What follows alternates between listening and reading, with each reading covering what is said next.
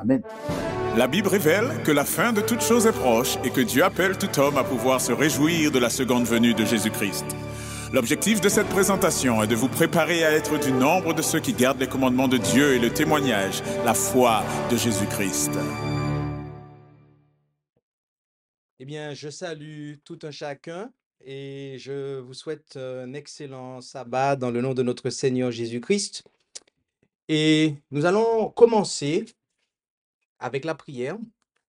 Et je vous inviterai, pour ceux qui le peuvent, à pouvoir invoquer la présence du Seigneur en prenant la position qu'il convient. Notre Dieu, notre Père céleste, nous voulons te remercier pour cette opportunité que tu nous offres de pouvoir nous présenter devant toi en cet instant.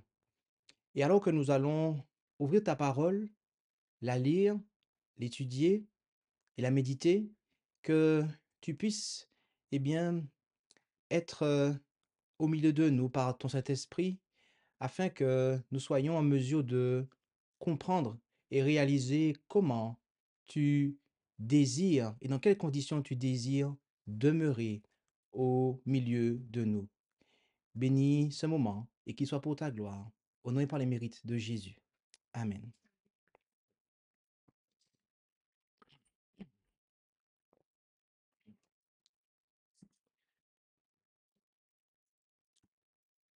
Le titre de cette présentation est L'Église où se trouve Jésus. L'Église où se trouve Jésus. J'aimerais vous poser une question alors que nous commençons cette présentation. Souhaites-tu, mon ami, toi qui écoutes ce message en ce matin, être dans l'Église où se trouve Jésus?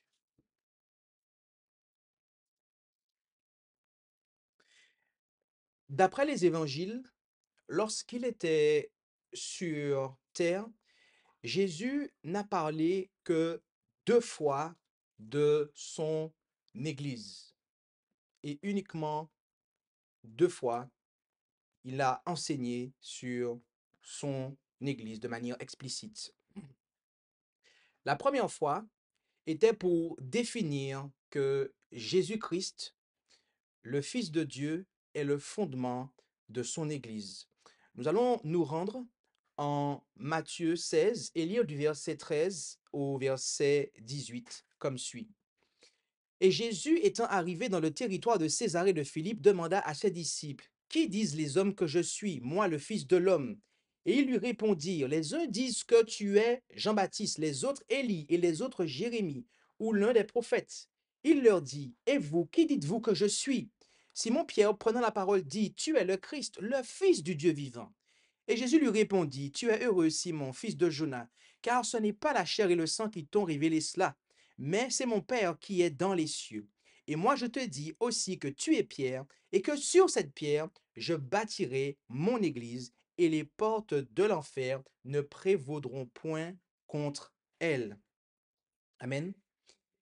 Bien-aimés, nous voyons que le Seigneur Jésus, qui est le Fils du Dieu vivant, eh bien, est cette pierre sur laquelle, eh bien, est fondée son Église. Et nous savons que c'est bien lui et non l'apôtre Pierre, car lorsque nous considérons, eh bien, Actes 4, versets 10 à 13, ainsi que le verset 27, eh bien, nous voyons que Jésus-Christ, Fils de Dieu, est la pierre angulaire et hors de lui, point de salut. Nous résumons ici ce que la lecture de beaucoup de versets pourrait nous apprendre. Et c'est sur cette pierre angulaire, Jésus-Christ, Fils de Dieu, qu'est fondée son Église. Amen. Amen. Ça, c'est la première fois où sur terre, Jésus a enseigné sur son Église. La deuxième fois, la deuxième et dernière fois où Jésus a parlé et enseigné concernant son Église. C'était pour indiquer comment préserver l'ordre dans son Église. Et nous lisons cela en Matthieu 18, versets 15 à 17, dans les termes suivants. Si ton frère a péché contre toi, va et reprends-le entre toi et lui seul. S'il t'écoute, tu auras gagné ton frère. Mais s'il ne t'écoute pas, prends avec toi encore une ou deux personnes, afin que tout soit confirmé sur la parole de deux ou de trois témoins. Que s'ils ne daignent pas les écouter, dis-le à l'Église. Et s'ils ne daignent pas écouter l'Église, regarde-le comme un païen et un péager. Ce sont là les quatre étapes par lesquelles le péché supposé ou avéré d'un membre, fait en privé, doit être traité dans cette Église. Et nous allons prendre le temps d'illustrer ça. La première étape, eh bien, c'est en privé d'aller reprendre le frère ou la sœur qui est fautif, qui a péché, ou que nous estimons qui a péché, d'après notre point de vue, eh bien, d'aller le reprendre seul à seul, de lui faire savoir qu'il a péché. Maintenant, si ce frère ou cette sœur, eh bien, ne nous écoute pas, c'est-à-dire qu'il ne se conforme pas à ce que nous lui expliquons, parce que le mot écouter en Matthieu 18, versets 15 à 17, c'est le même mot qui est traduit par exaucer lorsque Jean dit que Dieu nous écoute, Dieu nous exauce. Donc on voit qu'il y a une réponse favorable. S'il ne nous répond pas favorablement, eh bien à ce moment-là, on a le choix. Soit on prend encore une autre personne, un autre frère ou sœur, étape numéro 2 en haut, pour lui dire la même chose. Ou on peut aussi encore prendre deux autres frères ou sœurs pour lui rendre ce témoignage. Là, s'il nous écoute, eh bien, ça s'arrête là. Mais s'il n'écoute pas ces quelques témoins, à ce moment-là, l'étape numéro 3, c'est de pouvoir lui dire la même chose, et ce, devant toute l'Église, devant l'Église très précisément. D'ailleurs, je précise devant l'Église, car dans le grec, il est bien dit, il y a l'article défini ho devant ecclesia, d'accord? Donc, c'est cette même Église, l'Église du Fils de Dieu, devant laquelle il doit être repris. S'il écoute l'Église arrivé à ce stade, tant mieux pour lui. Maintenant, s'il n'écoute pas l'Église, eh bien, à ce moment-là, eh bien, il doit être considéré comme un païen, un péager, c'est-à-dire une âme à gagner. Et donc, et à considérer comme étant en dehors de l'assemblée. Voilà les, les étapes, les quatre étapes pour préserver l'ordre dans l'Église du, du Fils de Dieu. Bien-aimé, c'est le seul principe relatif à l'organisation ou à la discipline au sein de son Église que Jésus-Christ a pris soin d'enseigner lui-même et qui, s'il est suivi fidèlement, nous garantit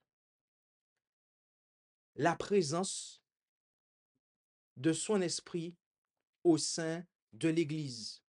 En effet, lorsque nous lisons le verset 20 de Matthieu 18, Jésus dit ce qui suit, et nous allons le comparer avec un passage d'Exode 25.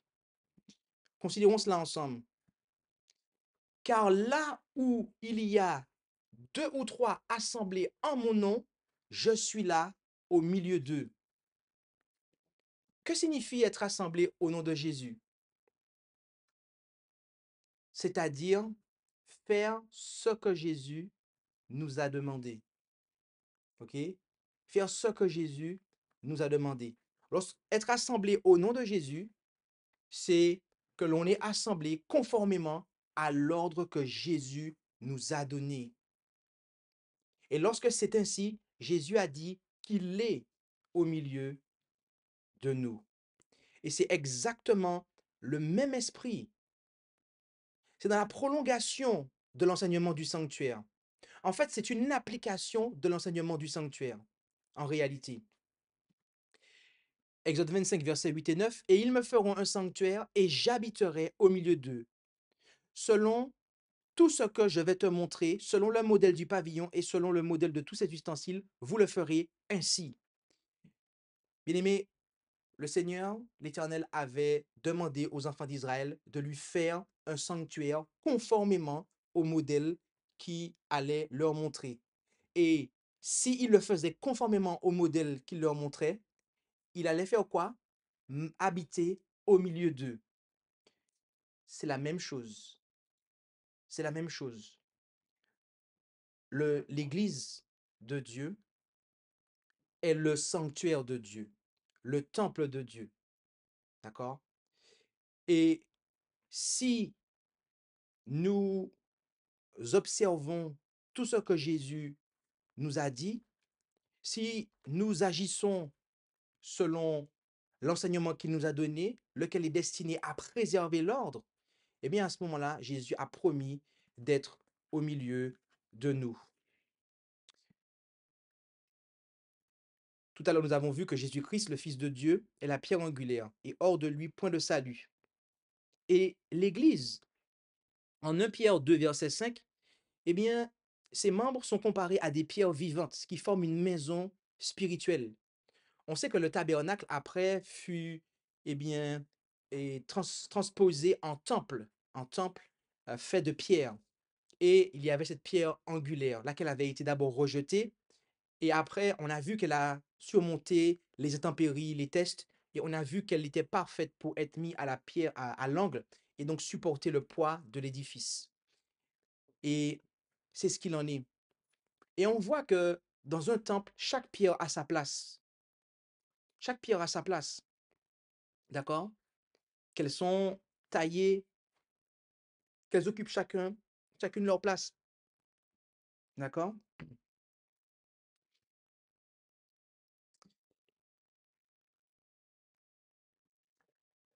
Mais trop souvent, hélas, le chrétien refuse d'accomplir ne serait-ce que la première étape de ce, de ce processus, de ce protocole, reprendre son frère en privé.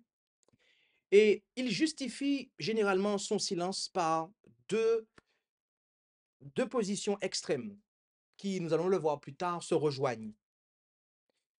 Premièrement, en disant que Dieu seul, par son esprit, a l'autorité ou le droit de reprendre un homme.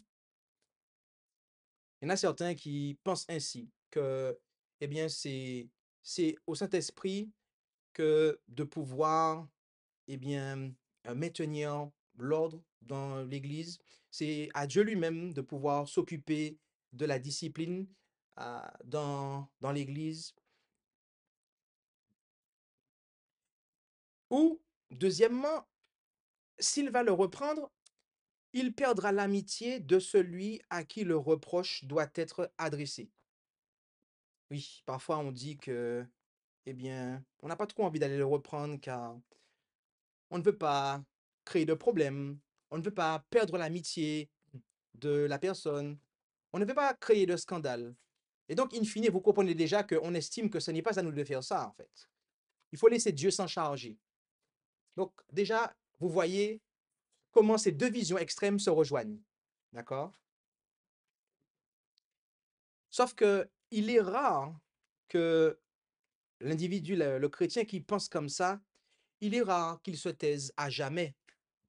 Mais il est beaucoup plus fréquent qu'il finisse par exprimer le mal qu'il pense de son frère à quelqu'un d'autre que lui, basculant ainsi dans la médisance ou la calomnie, mensongère si le péché n'est pas avéré. Dans tous les cas, il se rend lui-même coupable d'un péché. En effet, Dieu avait déjà fait savoir aux enfants d'Israël que Sauter l'étape consistant à reprendre son frère en privé n'est rien de moins qu'un péché. En effet, en Lévitique 19, verset 17, nous lisons, tu ne haïras point ton frère dans ton cœur, tu reprendras ton prochain, tu ne te chargeras pas d'un péché à cause de lui. Et cela a été confirmé par l'inspiration dans les termes suivants. Si ton frère a péché contre toi, va et reprends-le entre toi et lui seul. Tant que cela n'a pas été fait, personne n'est en droit d'informer les autres des fautes de son frère, nous dit la messagère du Seigneur dans Christ Triumphant 154.1. Vous vous êtes peut-être excusé de dire du mal de votre frère, de votre sœur ou de votre voisin à d'autres avant d'aller les voir et de prendre les mesures que Dieu a absolument ordonnées. Peut-être dites-vous, je n'ai parlé à personne jusqu'à ce que je sois tellement accablé que je ne pouvais plus m'en abstenir. Qu'est-ce qui vous a accablé? S'agissait-il d'une simple négligence de votre propre devoir, d'un ainsi dit le Seigneur? Vous étiez sous le coup du péché parce que vous n'êtes pas allé lui dire sa faute entre vous et lui seul. Si vous n'avez pas agi ainsi, si vous avez désobéi à Dieu, comment pourriez-vous être autrement accablé, à moins que votre cœur n'ait été endurci, tandis que vous fouliez au pied le commandement de Dieu et que vous haïssiez votre frère ou votre prochain dans votre cœur? Et quel moyen avez-vous trouvé pour vous décharger? Dieu vous reproche un péché d'omission, de n'avoir pas dit à votre frère ou à votre sœur quelle était sa faute. Et vous vous excusez et vous vous consolez de son blâme par un péché de commission en racontant les fautes de votre frère à une autre personne. Est-ce là la bonne manière d'acheter l'aisance en commettant le péché?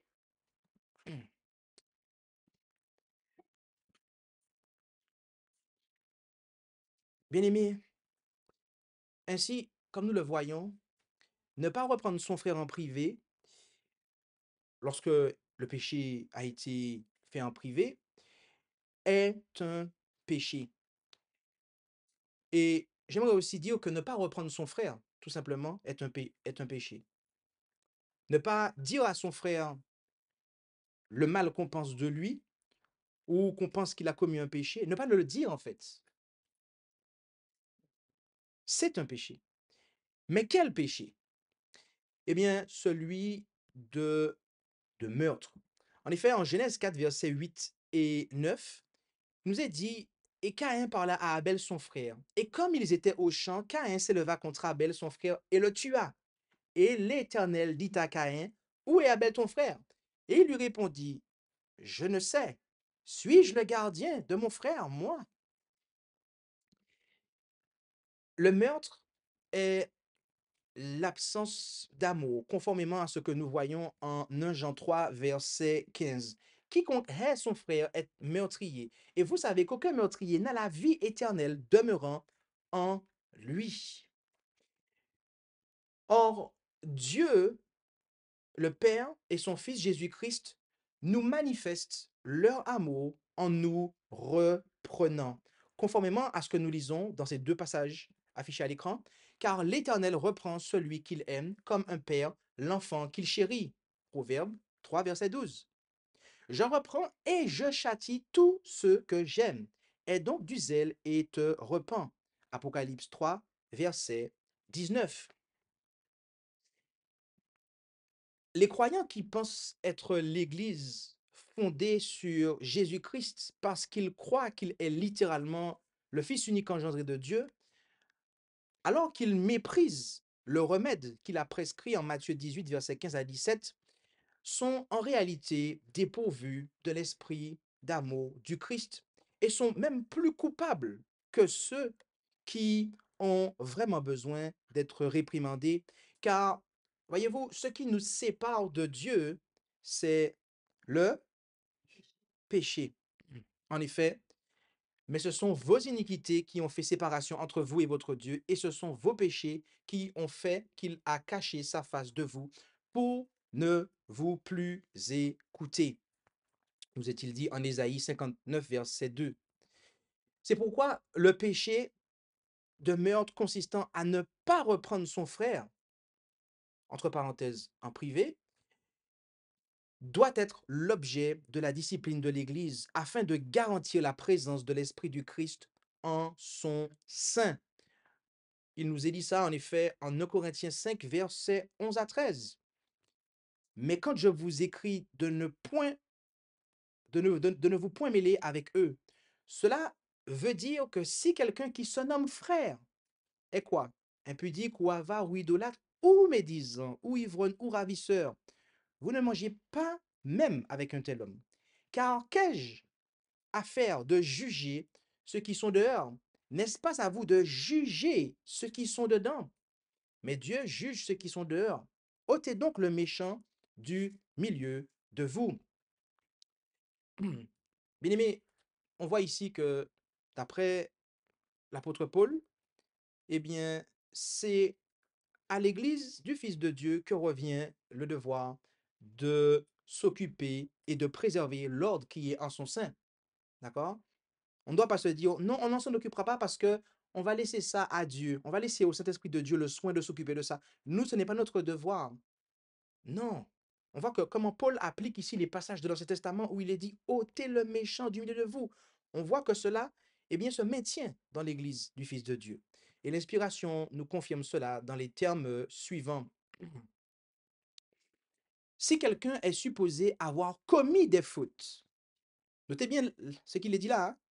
Si on suppose même que la personne, alors ceux qui se sentent blessés par ces erreurs doivent aller voir ceux qui sont dans l'erreur et suivre la prescription du Christ. Et nous rajoutons entre parenthèses Matthieu 18, verset 15 à 17, parce que c'est de ça dont elle parle, pour remédier aux difficultés. Ensuite, si des torts ont été commis, approchez-vous de Dieu avec un cœur humble, humiliez votre cœur devant Dieu et corrigez les erreurs là où elles se trouvent. Ne présentez pas le cas le plus défavorablement possible aux autres avant d'être allé vers l'intéressé et de lui avoir ouvert votre cœur. Nous devons maintenant nous attarder sur ce sujet. Le Seigneur a donné la recette pour remédier à toutes ces difficultés. Ceux-là même qui ont des difficultés et qui s'écartent d'un simple ainsi parle le Seigneur sont ceux qui ont besoin d'être disciplinés par l'Église. Si des mauvais soupçons ont été à l'œuvre, éliminez-les de l'Église, car si elles ne sont pas vues et corrigées, elles réapparaîtront encore et encore. Que chacun devienne bien informé et ne se laisse pas aller à de mauvais soupçons. Poursuivons.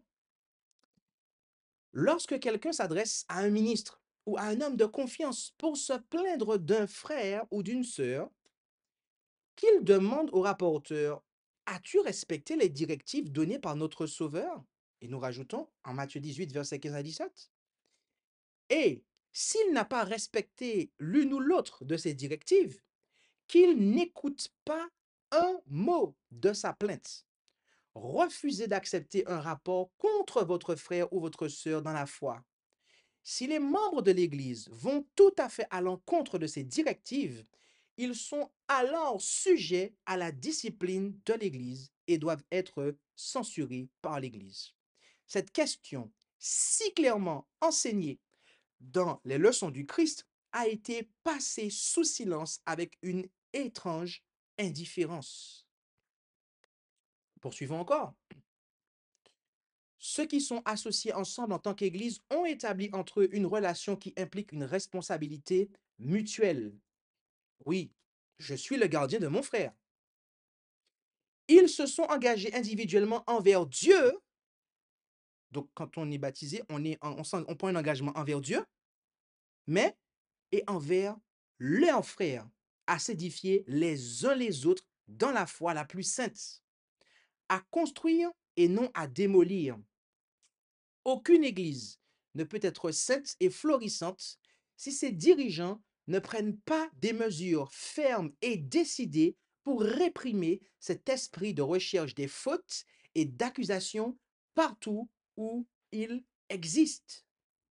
Son maintien devrait faire l'objet d'une discipline ecclésiastique, car il s'agit d'une violation de la loi de Dieu.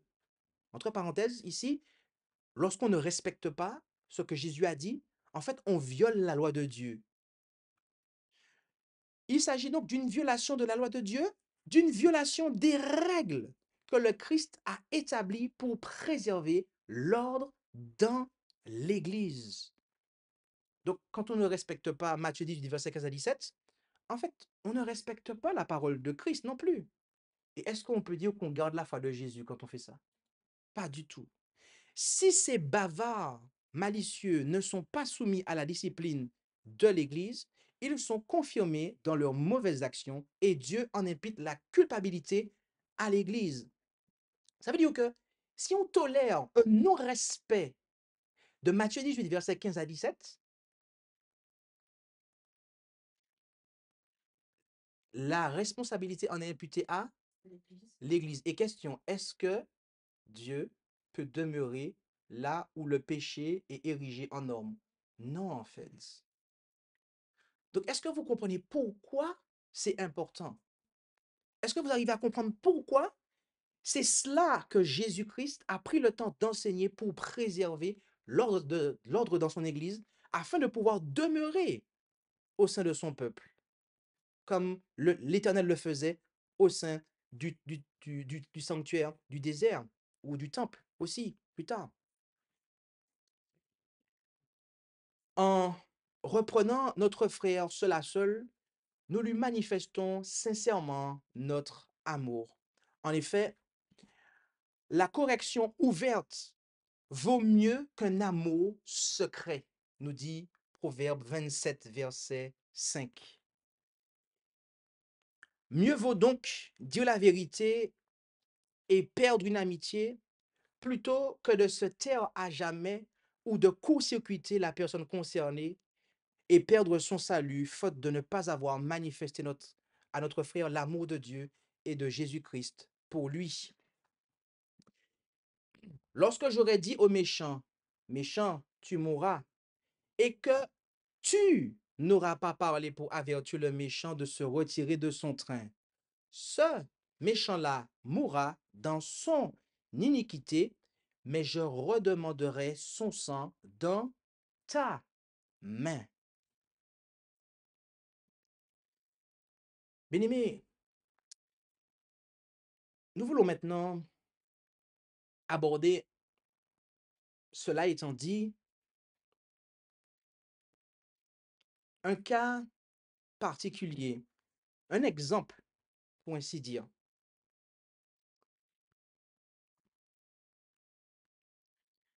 Vous savez, aujourd'hui, il y a des, des personnes qui se font l'écho de voix d'antan, de voix anciennes, et qui se targuent de dire qu'ils sont des chrétiens, qu'ils ne sont plus des adventistes du septième jour.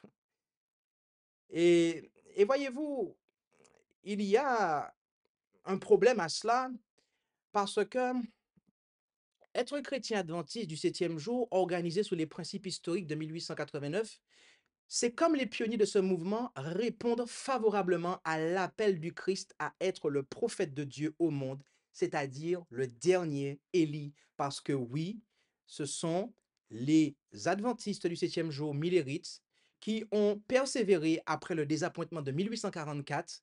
Eh bien, c'est à eux que le Christ s'adresse en Apocalypse 10, versets 10 et 11, en leur disant, il faut que tu prophétises encore. Bien-aimés, être un adventiste du septième jour, c'est répondre à l'appel de Jésus-Christ. Et il semble que beaucoup ont oublié ça ou ne le savent pas. C'est le peuple qui a reçu un appel prophétique, dont son existence dépend d'un appel prophétique. tous les autres peuples-là, ils n'ont pas d'appel prophétique. Les véritables adventistes du septième jour ont un appel prophétique pour leur existence. Et l'Église du Fils de Dieu croit donc que Jésus-Christ est le Fils de Dieu. Et c'est exactement ce que les véritables adventistes du septième jour croient.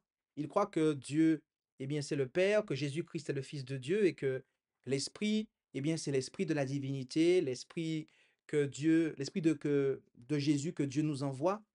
Et de cette vérité-là, eh bien, découlent d'autres vérités, la personnalité de Dieu, sa présence dans le sanctuaire, et ainsi que leur omniprésence par le Saint-Esprit, le caractère littéral du sanctuaire et de ses deux appartements, l'expiation en deux phases, le fait que la papauté est l'homme de péché, etc., etc., de choses qui aujourd'hui ont été rejetées. Et parmi les pionniers adventistes du septième jour, il y avait deux hommes, deux hommes qui ont été suscités par Dieu à un moment particulier, c'est-à-dire au sein de la deuxième génération des pionniers adventistes du septième jour. Pas les premiers pionniers, mais juste après les pionniers, et qui ont connu les pionniers. A.T. Jones et A.J. Wagoner furent les principaux personnages de la conférence générale de 1888. Et on va se focaliser particulièrement sur Jones. Jones apporta une contribution à cette session sur la liberté religieuse. Et sa principale contribution, et celle de Wagoner, consistait à mettre en avant la justice du Christ dans le salut. Ellen White leur apporta son soutien car elle vit que ces deux jeunes hommes avaient un message salvateur que la dénomination avait désespérément besoin d'entendre. Ellen White se tient à leur côté lors de la session de 1888 à Minneapolis, comme elle le fit également en 1889 et au début des années 90 pour transmettre le message de la justice du Christ à l'adventisme dans toute l'Amérique du Nord. Et la résistance de certains dirigeants de l'Église dans les années qui suivirent 1888 conduisit Ellen White à avertir à plusieurs reprises les adventistes que le Seigneur avait donné à Frère Jones un message des plus précieux. Et elle a eu l'occasion de dire de Alonzo Trevor Jones ce qui suit. Je pense que l'ancien A.T. Jones devrait assister à nos meetings et parler à notre peuple ainsi qu'aux étrangers du précieux sujet de la foi et de la justice de Christ. Il ne faut pas s'attendre à ce qu'un représentant quelconque puisse présenter ce sujet sous l'éclairage qu'il lui donne. Je pense que c'est priver les églises de la lumière et du message du temps présent que l'empêcher d'assister, et il y a une erreur ici, que de l'empêcher d'assister, on va corriger ça, que de l'empêcher d'assister au camp meeting. Donc, notez ici que cela a été donné, et on réaffiche pour vous la date, a été dit en 1889. OK? Mais il faut savoir que Ellen White a eu l'occasion, un peu après cela et pendant cette période-là, en privé, de mettre en garde A.T. Jones contre des façons qu'il avait de procéder ou des positions qu'il prenait. Elle lui faisait comprendre que tout ce qu'il disait n'était pas forcément correct et qu'il devait faire preuve d'humilité. Et en 1900, A.T. Jones développa une compréhension extrême de l'organisation de l'Église. Comme les premiers pentecôtistes, Jones pensait que toute organisation, et très précisément, il finit par penser que toute organisation ecclésiale était erronée et que le Saint-Esprit était la seule organisation nécessaire. En d'autres termes, si chaque personne possédait l'Esprit, tout se déroulerait en harmonie sans organisation humaine extérieure. Et Wagoner et lui se battirent vigoureusement pour cette position lors des sessions de la conférence générale de 1901 et 1903. Et ayant tous deux échoué, eh bien, ils se joignirent au docteur John Harvey Kellogg en quittant l'Église en 1904 et 1909. Et par la suite, John devint le catalyseur des attaques contre Ellen White et contre l'Église adventiste en général. Et on va considérer quelque chose. Prêtons attention à cela ensemble. Voilà ce qu'il écrivit en 1908. Ok, la forme finale euh, de sa vision extrême sur l'organisation.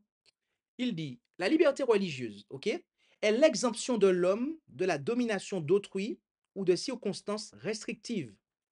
La liberté de l'homme de faire ses choix et de décider de sa conduite pour lui-même, spontanément et volontairement, dans son devoir envers son Créateur et dans la manière de s'acquitter de ce devoir. Le droit de l'individualité dans la religion, dans la foi et dans l'enseignement est suprême, dit-il.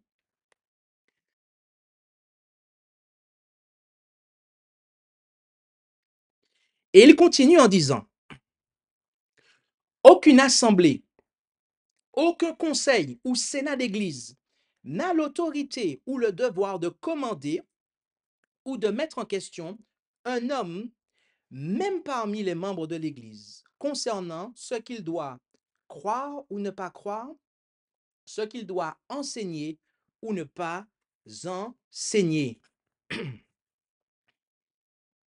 Avez-vous noté ça en fait? Ce- Cet homme qui était un frère, un enseignant de la vérité, présente quelqu'un dont Dieu s'est servi pour amener le début du message de l'autre ange d'Apocalypse 18, a fini sa vie en enseignant une position extrêmement erronée concernant l'organisation. C'est-à-dire que aucune église n'a l'autorité ou le droit de commander ou de mettre en question les membres concernant ce qu'ils doivent croire ou ne pas croire, enseigner ou ne pas enseigner. Lorsque vous lisez ça, est-ce que vous pensez que ce qu'il écrit là est compatible avec Matthieu 18, verset 15 à 17? Absolument pas, en fait. Absolument pas. Et vous allez lire son livre là, vous pouvez le trouver sur Internet. Alors, je tiens à dire aussi que tous les livres de Jones ne sont pas sur le site du White Estate, parce que ce sont des livres qu'il a écrits quand il a apostasié, d'accord? Et donc, nécessairement, il y a des choses qui n'ont pas été publiées, et je trouve que le White Estate a raison de ne pas les publier, parce que ça contient de l'erreur. Donc, je clarifie aussi que les livres d'E.T. Jones qui sont sur le site du White Estate sont généralement bons, d'accord? Euh, mais je vous dis juste de faire attention lorsqu'il va vous parler d'église, d'accord? Si vous voyez que il dit ce genre de choses-là, il faut savoir qu'il a été repris par Ellen White en privé. Madame White l'a repris, on va le voir dans quelques instants. Elle l'a repris. Elle l'a repris en privé. Pour ça et pour d'autres choses. Parce qu'il utilisait mal aussi les citations d'Ellen White à un moment. Mais il ne s'est pas corrigé. Donc on voit que ce n'est pas compatible. Et quand vous lisez ces écrits par rapport à ça, il vous cite des textes de la Bible. Il vous cite des textes pour justifier ce qu'il dit. Mais en fait, c'est cité hors de contexte. Hors de contexte. Et la messagère lui a dit, donc, peu de temps avant qu'il ne soit exclu de l'Église, et concernant justement cette vision extrême qu'il avait déjà, elle lui a dit ce qui suit. E.T. Jones, vos relations avec les églises n'ont pas toujours été marquées par l'esprit de sagesse. Vous ne sembliez pas attaché d'importance au fait d'être ou non en unité avec les autres. Vous faisiez et disiez ce que vous vouliez. Notez, notez la façon de procéder de l'homme. Il faisait et disait ce qu'il voulait. Et donc forcément, on comprend pourquoi en fait il a enseigné cette vision-là de l'organisation. Parce qu'il n'avait pas envie d'être contrôlé, d'être réprimé dans ce qu'il voulait enseigner ou pas en fait. Il ne voulait pas que Uriah Smith, en plus de J.I. Butler et de H. Daniels, lui disent, Frère Jones, non, ce que tu dis là, c'est pas correct. Toutes ces choses vous ont été écrites et envoyées bien avant que vous ne vous convertissiez au sentiment du docteur Kellogg. Donc, notez ici deux choses, c'est que il a été repris avant, en fait. Il a été repris avant. Et ce qui s'est passé, c'est qu'il a fini par se convertir au sentiment, à la façon de penser du docteur Kellogg. D'accord? Docteur Kellogg qui interprétait mal et utilisait de manière frauduleuse les déclarations d'Ellen White. En vous éloignant ainsi des avertissements clairs de l'Esprit de Dieu, donc là, cela signifie qu'il s'est écarté des témoignages. Lui qui, à une époque, disait eh bien, que euh, les écrits d'Ellen White sont inspirés, d'accord? C'est comme si que Dieu avait carrément dicté ça à Ellen White, alors qu'on sait que c'est l'auteur qui est inspiré, d'accord? Et qui parle sous l'inspiration. Eh bien, la message lui dit, en vous éloignant ainsi des avertissements clairs de l'Esprit de Dieu, vous avez apostasié. Et il est nécessaire d'avertir notre peuple de ne pas se laisser influencer par vos représentations. Donc, il a été averti en privé, il n'a pas écouté, et là, on est arrivé au stade où il n'a pas non plus écouté le corps. Donc, à ce moment-là, on devait eh bien, faire savoir qu'il ne représentait plus l'Église. Vous avez été trompés par le grand ennemi des âmes, et tant que vous êtes ainsi conduits, comment pouvons-nous faire confiance à vos paroles? Bien-aimé, E.T. Jones, qui souhaitait que Jésus soit au milieu de l'Église adventiste du septième jour sans le respect de Matthieu 18, versets 15 à 17, termina sa vie en médisant sur l'organisation de l'Église adventiste du septième jour et sur Ellen White. Mais conformément à Matthieu 18, versets 15 à 17, E.T. Jones fut exclu de l'Église adventiste du septième jour afin que Jésus puisse demeurer au milieu d'elle. Et rappelez-vous que cet homme, vers la fin de son ministère dans l'Église adventiste du septième jour, la messagère dit qu'il aimait faire et dire ce qu'il voulait. Autrement dit, il n'était pas dans les conditions de Matthieu 28, Matthieu 18, versets 15 à 17. Et dans son ouvrage sur l'organisation, et cela est un extrait de l'Alliance d'Église et des vœux du baptême que nos pionniers utilisaient et que notre Église aujourd'hui, l'Église historique de 1889 utilise, eh bien, on voit quelque chose. Vous soumettrez-vous aux décisions du corps de l'Église en matière de discipline de l'Église. Autrement dit, ici, en fait, on demande aux frères et sœurs qui veulent former une Église ou qui veulent s'engager par le baptême, en fait, est-ce que vous allez suivre Matthieu 18, versets 15 à 17? En d'autres termes, rechercherez-vous la paix, l'harmonie et l'unité de l'Église plutôt que de faire pression sur une opinion individuelle pour causer la confusion, c'est-à-dire la division, dans l'Église? On voit que E.T. Jones était plus dans l'aspect de faire pression, en fait, plutôt que d'être dans la soumission. Bien-aimé, après avoir été radié de l'Église, Jones continua à observer le sabbat du septième jour jusqu'à sa mort en 1923. Et on pourrait se dire, waouh, il est resté dans la vérité. Mais rappelez-vous que la messagère a dit qu'il avait apostasié en 1900, si je ne me trompe pas, je reprends ça, en 1904, en 1906, la messagère dit qu'il avait apostasié. Pourtant, jusqu'à sa mort, il observait le sabbat. Mais dans quelles circonstances? Sa dernière communion fraternelle fut avec une congrégation de pentecôtistes observant le sabbat avec laquelle il développa une organisation. C'est-à-dire que il était d'accord avec eux pour former une organisation dont le Saint-Esprit seul serait la règle. OK?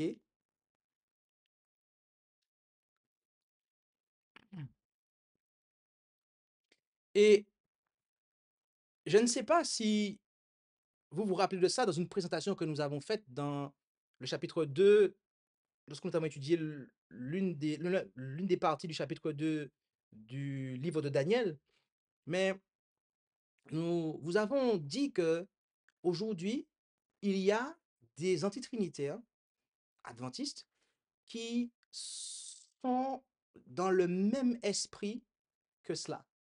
Alors, à l'époque, on n'a pas dit qu'ils pensent comme Etty Jones, comme l'a pensé Etty Jones à la fin de son ministère, mais aujourd'hui, nous le disons en fait. Oui, et de ceux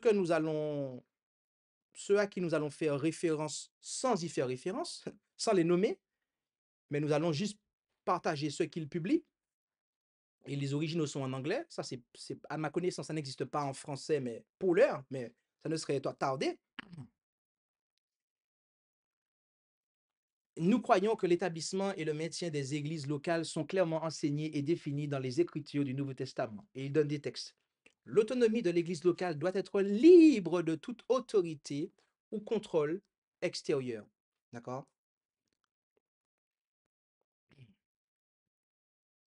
Le ministère adventiste antitrinitaire qui publie ça dans sa page de croyance, eh bien, faisait partie du réseau adventiste antitrinitaire dont nous allons parler dans quelques instants.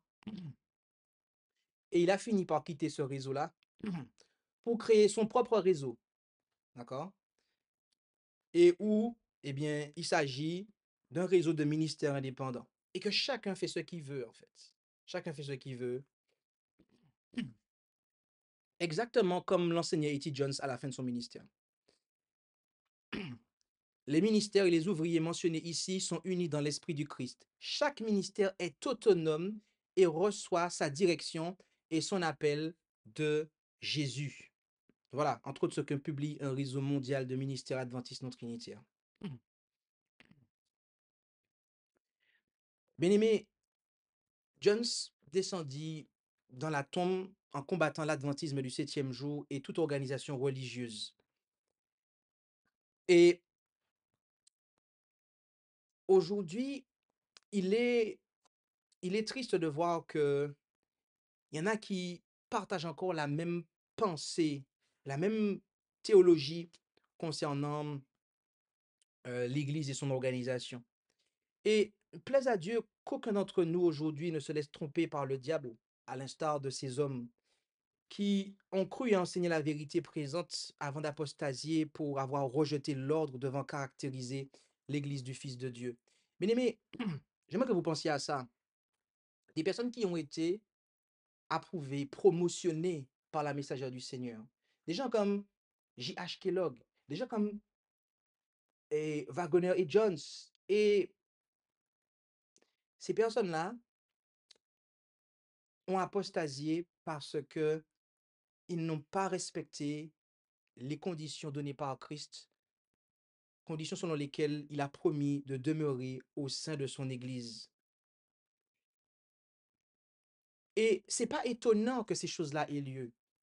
Parce qu'avant ces hommes-là, eh bien, nous avons vu, et l'Écriture nous dit que le premier des anges créés par Dieu, celui qui était le plus haut en autorité après le Christ, qui est le Fils de Dieu, le Fils engendré de Dieu, eh bien, il est passé du mode Lucifer au mode Satan.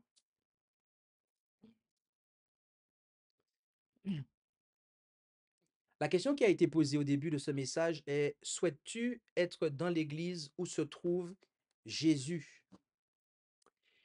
Si oui, alors Dieu t'invite à être assemblé au nom de Jésus, c'est-à-dire à accepter et respecter le principe visant à préserver l'ordre dans l'église du Fils de Dieu. il plaise à Dieu qu'il en soit ainsi. Amen.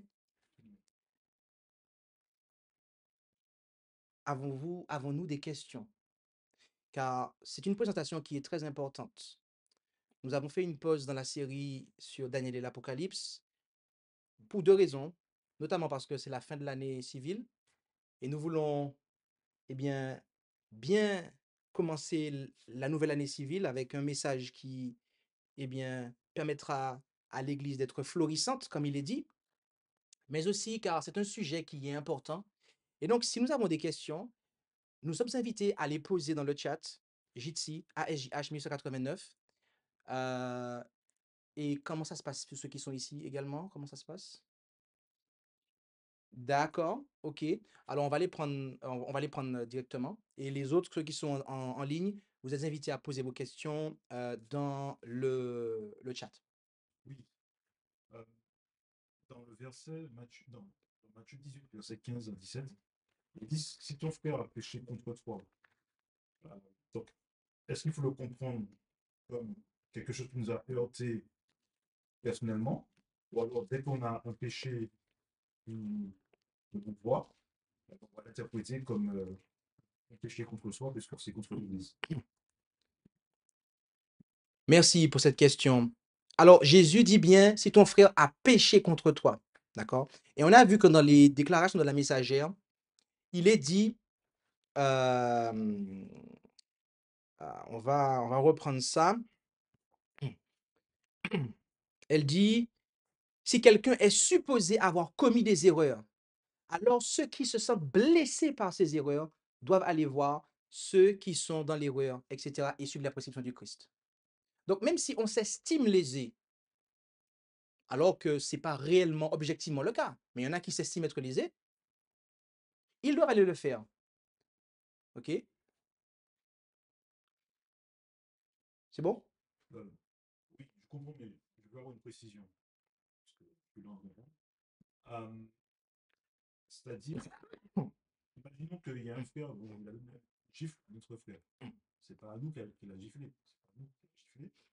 Euh, Mais on peut dire indirectement que en fait, ça nous a blessés, parce qu'on aime notre frère aussi. Mhm. Donc, du coup, on rentre dans le. On est éligible à Matthieu 28, 18. Exactement. Exactement. Si on a un frère, il y a le frère A qui a mis une gifle littérale ou symbolique, au frère B. Et que le frère C se sente blessé, le frère C a l'obligation de le dire au frère A. Or, tristement parlant, comme je l'ai dit tout à l'heure, ce qui arrive, c'est qu'il y a deux extrêmes dans lesquels on tombe généralement. C'est soit c'est à Dieu de s'en occuper, Dieu va le reprendre, Dieu va se charger de lui, ok? Ou soit, de manière à enjoliver la lâcheté, désolé de le dire, mais c'est la vérité, de manière à enjoliver notre lâcheté, on dit, ah non, mais j'ai pas envie de créer de problème, j'ai pas envie de créer la division, j'ai pas envie de créer de troubles. Comme si que obéir à Jésus va créer un trouble, en fait. Combien de fois j'ai entendu ça, en fait? Combien de fois j'ai entendu ça? Et on essaye de sanctifier sa démarche, excusez-moi, mais malsaine de silence en disant qu'on ne veut pas créer de problème. C'est très grave, en fait. Et il faut qu'on comprenne ça, en fait. En tout cas, Ellen White ne s'est pas gênée pour dire à E.T. Jones qu'il était dans l'erreur. Et malgré tous les efforts de la messagère, il a quand même fini par apostasie. Au moins, elle a la conscience tranquille. Elle est désolée de la tombe avec la conscience tranquille parce qu'elle a tout fait pour le ramener. Mais les personnes qui se taisent parce qu'ils soutiennent l'une des deux visions extrêmes dont on a parlé à deux reprises, comment on peut avoir la conscience tranquille en fait, puisqu'on n'a pas fait d'effort pour aller reprendre la personne? Et le pire, c'est que, comme nous l'avons dit tout à l'heure, le plus souvent, les personnes qui ne sont pas d'accord, foncièrement parlant en fait, hein, quelle que soit la manière, mais qui ne sont pas d'accord pour respecter Matthieu 18, verset 15 à 17, c'est des personnes qui, le plus souvent des cas, le plus généralement, qui vont en fait finir par pratiquer la médisance?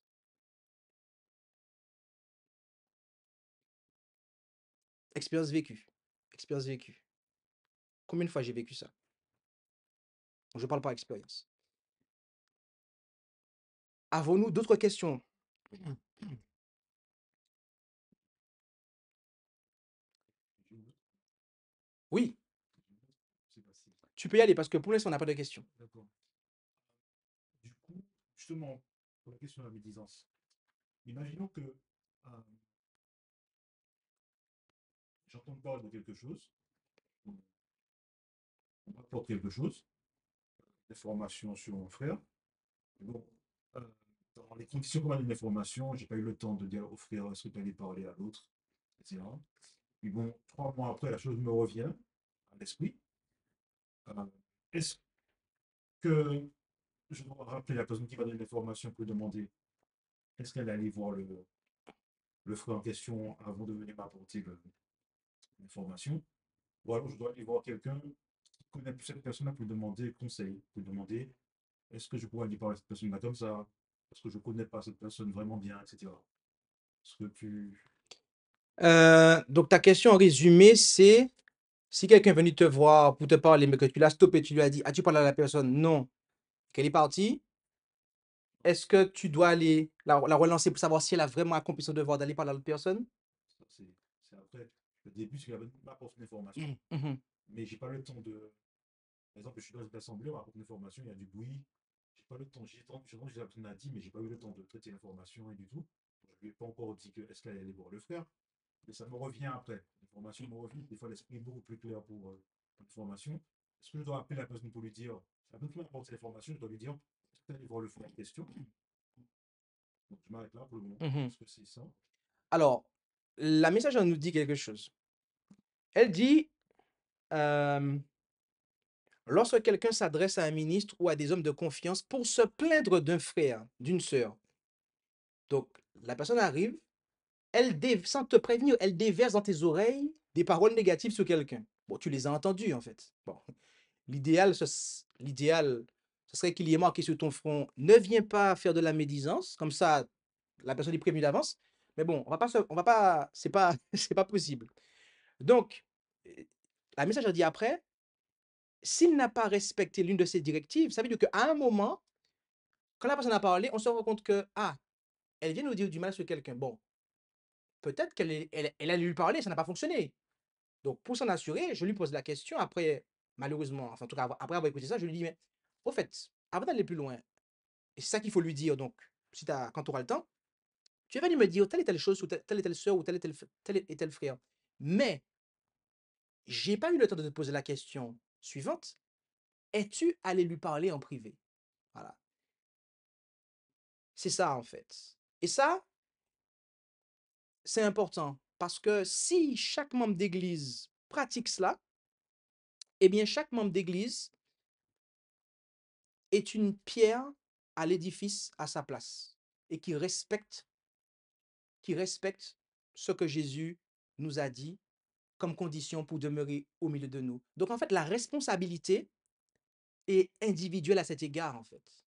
OK? Et ça, c'est important. Quand on sait que Jésus n'a parlé que 2 fois de l'Église lorsqu'il était sur terre, je précise, parce qu'il va y avoir 2, 3 fois dans l'Apocalypse, mais sur terre, 2 fois. La première fois pour définir quel est le fondement de l'Église, la deuxième fois, comment préserver l'ordre de l'Église. Donc, c'est dire que c'est important, bien aimé. Et donc, chaque membre d'Église doit être au courant de ça. Pas une personne ne doit être baptisée sans connaître et comprendre et accepter et s'engager à respecter cela, en fait. Oui. Je vais préciser ma question. Que, on va voir si le procédé est pareil. Par exemple, c'est quelqu'un qui sort de l'étranger, c'est un frère de l'étranger, que on peut voir une fois comme ça, dans un rassemblement, etc.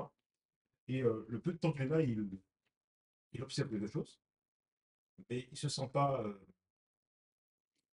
comment dirais-je, apte à dire au frère qui est là tout de suite quelque chose, puisqu'il ne connaît pas bien le frère, donc il va passer par le frère qui connaît cette personne-là, Vous demandez pour l'alerter sur quelque chose. J'ai compris. Voilà, c'est ça mon problème.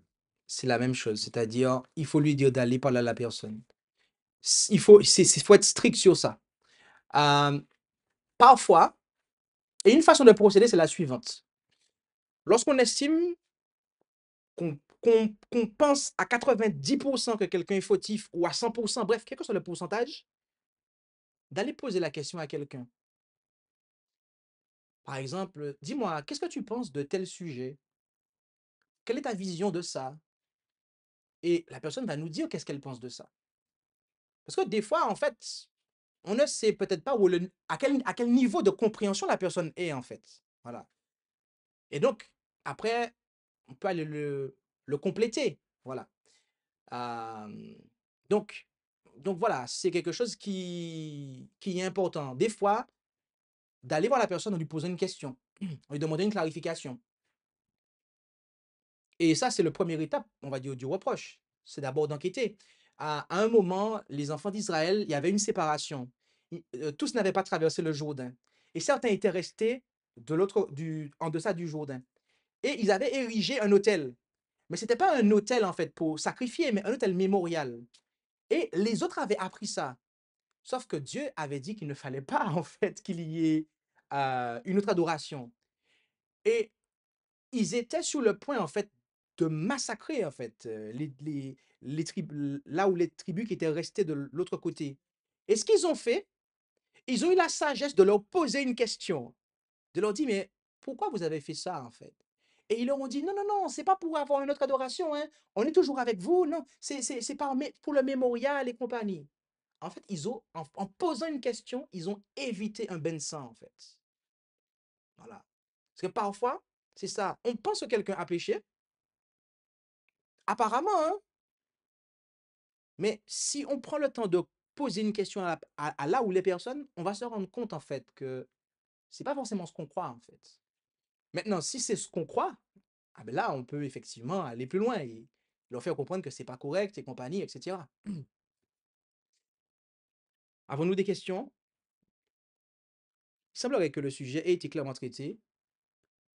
Nous ne voyons pas de questions qui apparaissent.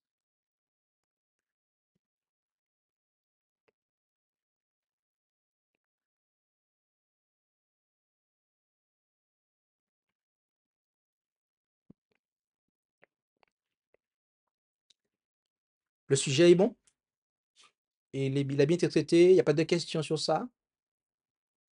Donc, normalement, vous êtes tous incollables sur Matthieu 18, versets 15 à 17. OK. Eh bien, plaisir à Dieu qu'il en soit ainsi. Et plaisir à Dieu que la nouvelle année qui est devant nous soit, eh bien, et voit l'Église du Fils de Dieu en condition pour accueillir et préserver la présence du Fils de Dieu en son sein et par l'esprit, la présence de Jésus par son esprit en son sein. Amen. Il y a une question encore? Je réfléchis à quelque chose, pardon, je ne sais pas si je peux encore. Oui, tu peux. Parce que je crois c'est vrai qu'on se fait piéger, moi, je veux dire, souvent par une façon de voir les choses. Une sœur arrive et dit quelque chose. Et je me dis, si cette sœur a dit ça, elle est forcément méchante. Si elle parle comme ça, c'est une femme méchante. Elle a dit ça. Alors que, effectivement, après, quand je prends le temps d'appeler cette personne, quand je prends le temps de discuter, je me rends compte que, en fait, elle a dit ça pas du tout dans l'état d'esprit, euh, de l'état d'esprit que toi tu as. Si tu l'avais, et si tu avais parlé, si tu avais expliqué, si tu avais vu, tu te serais trompé. Et tu viens de dire quelque chose de ce genre, mais ce qui me fait accentuer cette chose, c'est que souvent, en fait, très souvent, ça nous arrive. Et je me dis, comment faire pour que nous ne tombions pas dans ce piège? Elle n'a pas fait ça, c'est qu'elle est comme ça. Elle a dit ça, c'est qu'elle est comme ça. Il a dit ça comme ça, c'est à cause de ça. Il a dit ça. Et souvent, on se rend compte qu'on pense trop vite trop vite on pense, alors que quand on a parlé à la personne, on se rend compte que c'est pas du tout ça. Et nous fonctionnons comme ça. Et je me dis, comment faire? Comment doit-on faire pour que le Seigneur nous aide? Tu as parlé d'année civile qui commence, justement, pour que systématiquement ou trop souvent, nous ne tombions pas dans ce piège. Automatiquement, nous voyons quelqu'un faire quelque chose et nous jugeons, nous pensons tout de suite que c'est dans tel état d'esprit, parce que c'est à cause de ça qu'il a fait ça, à cause de ça, cette frère-là, ça ne va pas, il faut qu'il revoie sa conversion, il faut qu'il revoie sa position devant Dieu. En fait, c'est la solution, en fait, pour la vie civile qui commence. Comment Dieu peut nous aider pour que nous ne pensions pas systématiquement à quelque chose. S'il a fait ça, c'est que c'est comme ça. Ok. Alors, je crois avoir compris ta question. Je vais donc y répondre, mais si tu vois que je n'y réponds pas, n'hésite pas à me le dire. D'accord. Il est arrivé, et ça arrive, qu'il y ait des personnes qui régulièrement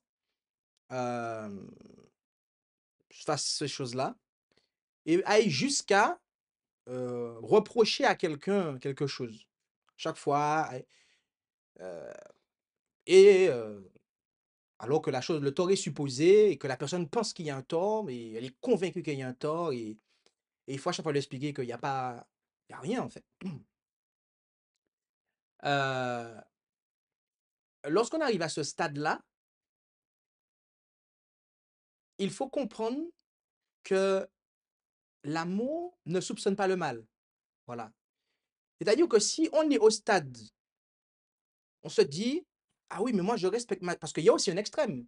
C'est ceux qui disent, ah je respecte Matthieu 18, verset 15 à 17, mais ils sont dans l'extrême que ils vont constamment aller reprendre les gens pour des choses qui, objectivement parlant, ne sont pas des péchés, mais eux, ils estiment que c'est des péchés. Soit dit en passant, ça c'est une forme de persécution, disons-le franchement.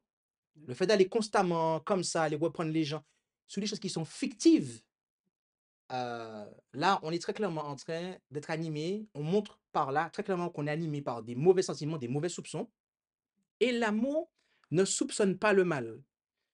Donc, que j'aille que je le pense, ou que je le garde pour moi, ou que je le dise, euh, si à un moment je me rends compte que une fois, deux fois, trois fois, je me gourre, je me trompe, il faudrait peut-être que je me remette en question et que je me dise, ça va pas en fait. Je vois des choses, mais qui ne sont pas la réalité. Chaque fois, le frère m'explique que voilà, donc, comment ça s'est passé. Bon, bah, ok. Et donc, on a besoin de l'Esprit de Dieu. Parce que la première caractéristique du fruit de l'Esprit, c'est l'amour. Et l'amour ne soupçonne point le mal. Donc, je recommence. L'amour ne soupçonne point le mal. Et l'amour, c'est la première caractéristique du fruit de l'Esprit. Donc, si je suis constamment en train de voir du mal chez les gens, de manière fictive, hein, pas réelle, on précise bien sûr, bah, c'est que en fait, je ne suis pas conduit par l'Esprit de Dieu. Et donc, je dois, à ce moment-là, rechercher la présence de l'Esprit de Dieu euh, parce que c'est, ce n'est que, ce n'est que ainsi, étant animé de l'Esprit de Dieu, que je vais pouvoir convenablement pouvoir discerner les choses, quoi. Du coup, est-ce que j'ai répondu à ta question? Merci. Oui, ok, gloire à Dieu. Ok, il semblerait qu'on ait répondu à toutes les questions. Donc, je rends gloire à Dieu, car euh, ça faisait un certain moment que j'avais à cœur de donner ce message, mais il fallait attendre plusieurs choses pour que ce message puisse être donné. Et donc, nous allons pouvoir à aller en prière, mais avant, on va prendre le chant et après, nous allons prier. Amen. Je vous invite à pouvoir prendre la position qu'il convient pour la prière finale.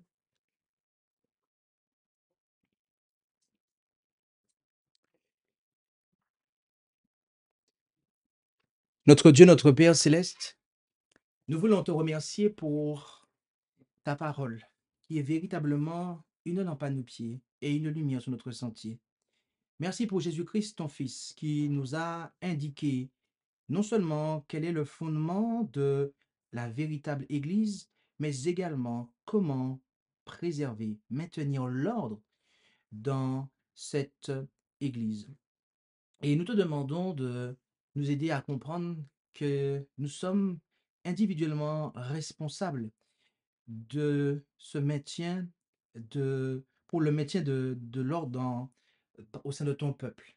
Et aide-nous à ne pas nous retrancher derrière des excuses extrêmes qui sont totalement erronées pour justifier le non-accomplissement de notre devoir, tel que indiqué en Matthieu 18, versets 15 à 17. Et nous comprenons que un non-respect de cela est un péché et nous emmènera loin de la foi, nous emmènera à pouvoir, à nous égarer. Et comme se sont égarés des hommes qui, sont arrivés au point où ils estimaient qu'il était correct de ne pas respecter les directives données par Jésus en Matthieu 18, versets 15 à 17, de manière à pouvoir, être et plaire, et pour te plaire.